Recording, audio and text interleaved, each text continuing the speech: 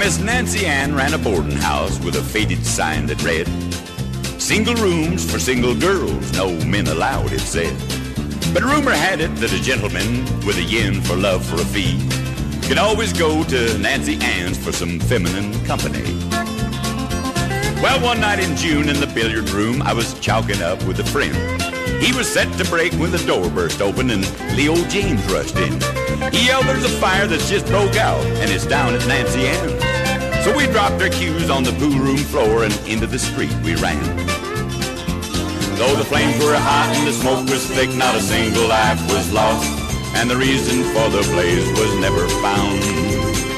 But it long will be remembered in our local history as the fire that fairly scandalized the town.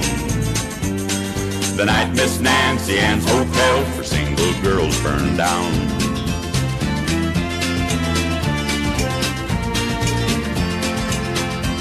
When we got to the place, the front was ablaze and so was the second floor. So we cut around the side and up the alley and stopped beside the back door. We were catching our breath when the door flew open and knocked poor Leo flat. And out through the smoke ran Mayor Wills wearing nothing but a black silk hat. And right behind him with his shirt tail afire came the local chief of police. And Banker Jones with a red-haired girl he always called his niece. Then I spied Miss Nancy Ann herself helping someone out of the fire, her arm around the red bald head of old Judge McIntyre. A deacon, a dentist, a deputy sheriff, and one state congressman. The county physician, the city mortician, out through the flames they ran. A grand parade of girls in gowns and half-clad gentlemen, through thick gray smoke that sweetly smelled of French perfume and gin. Though the flames were hot and the smoke was thick, not a single life was lost, and the reason for the blaze was never found. But it long will be remembered in our local history as the fire that fairly scandalized the town. The night Miss Nancy Ann's hotel for single girls burned down.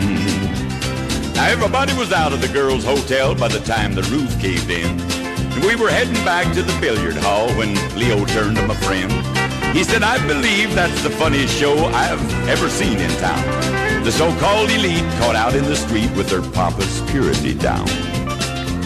Though the flames were hot and the smoke was thick, not a single life was lost, and the reason for the blaze was never found. But it alone will be remembered in our local history as the fire that fairly scandalized the town. The night Miss Nancy Ann's hotel for single girls burned down."